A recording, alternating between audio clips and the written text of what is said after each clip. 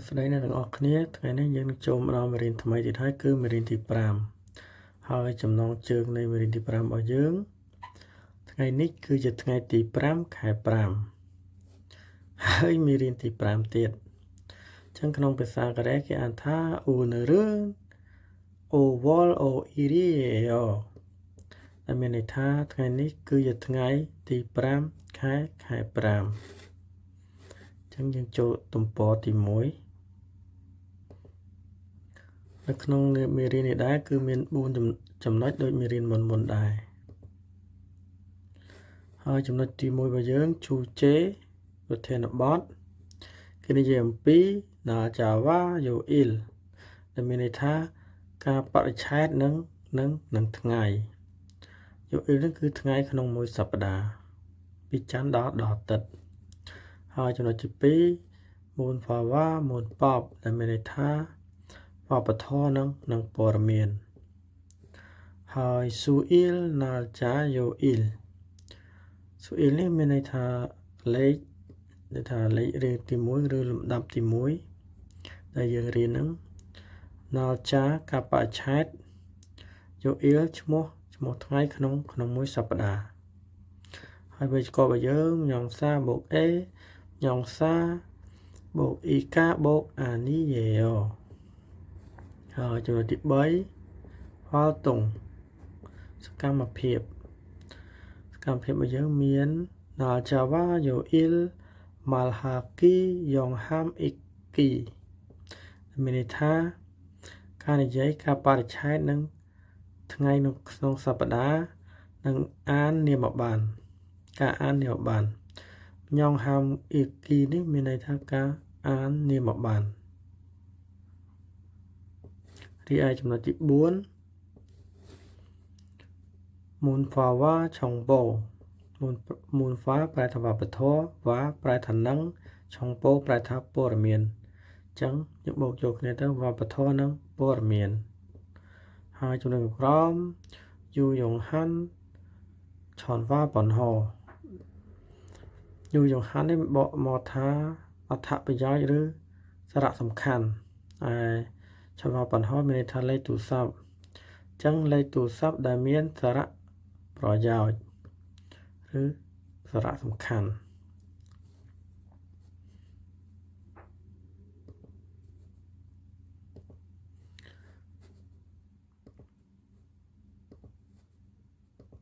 យើងចូលមកដល់ចំណុចបន្ទាប់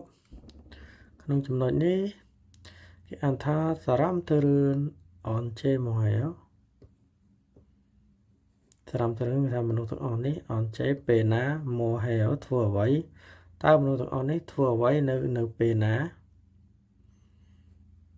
ចឹងគេឲ្យយើងមើលរូបភាព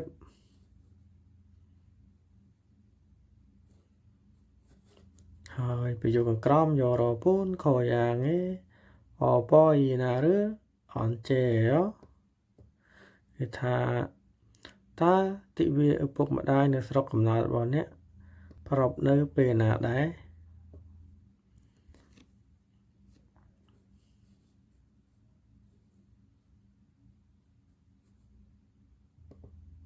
ចឹងនៅក្នុងរូបភាពនេះគេអានថាហាន់គុកកម៉ាល់ហាគីថារៀនសន្ទនាភាសាកូរ៉េនៅខែ10ថ្ងៃទី9ចឹងស៊ីវលគួយល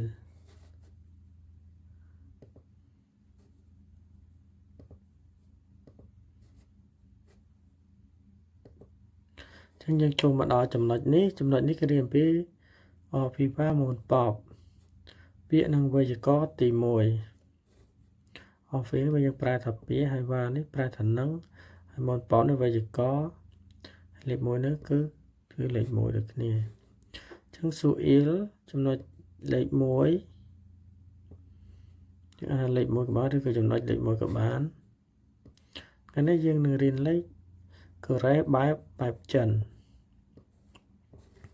ដែលលេខកូរ៉េបែបចិននោះលេខ0គេអានថាយ៉ងឬក៏ខុងប្រែថាលេខ0ហើយលេខ1អ៊ីលលេខ2អ៊ី លេខ3សំ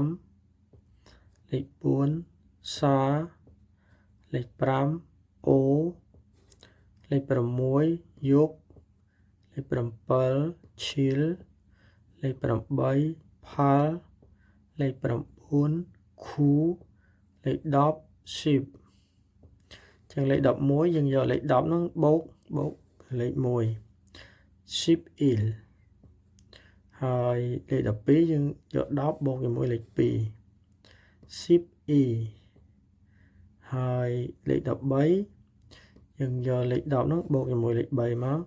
sheep sam ហើយលេខ14យកលេខ10បូកនឹងលេខ4 sheep sa ហើយធ្វើអញ្ចឹងបូកបន្តរហូតដល់លេខ20គេហៅ e10 ចឹងយក e10 វិញលេខ20ចឹងយើងក៏បាន21យើងបូកមក e10 បូកលេខ1មក e10 il e10 បូកលេខ2មក e10 e e10 sam e10 sa e10 o e10 nhục e10 chill e10 phal e10 khu យើងដល់30ចឹង30ក៏ដូចគ្នាដែរយើងបូកជាមួយលេខ1ទៅ30 il 30 e 30 sam 30 sa 30 o 30 nhục 30 chill 30 phal 30 khu 40 40ក៏គេថា40ចឹងយើងបូកជាមួយលេខ1ទៅ40 il 40 e យើងបូករហូតមកដល់40 khu បានដល់50 o10 ចឹងយើងបូកជាមួយលេខ1ទៀតមក o10 il o10 e o10 sam o10 sa o10 o o10 nhục o10 chill o10 phal o10 khu ដល់60 60ដល់ពេល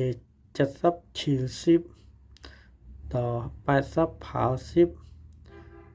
ហើយយើងបូកលេខចាប់លេខ1ដល់លេខ9ដូចគ្នាមកចំណែកដល់100គេអានថា pack 100ក្នុងមេរៀនហ្នឹងគេឲ្យយើងរៀនត្រឹមលេខ100សិន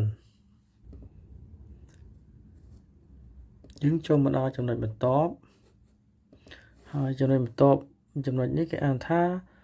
nhọt vô nhọt chirio ia ke poseo ដែលមានន័យថាតើ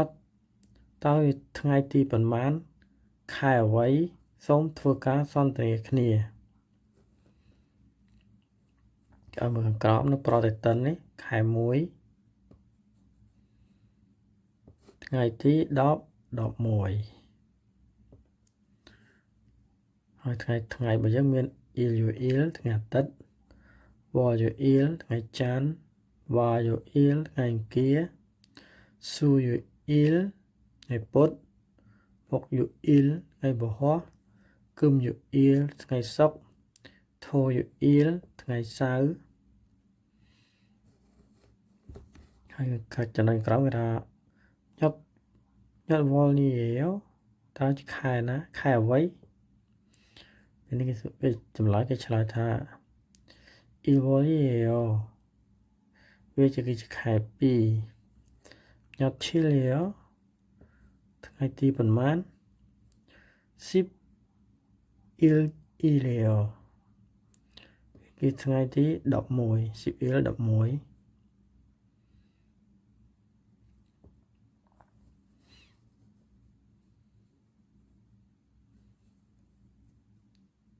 ហើយចំណុចនេះខែ2 evol ប្រតិទិនគេដាក់នេះខែ3 samvol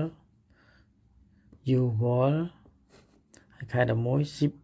evol ខែ12 10 evol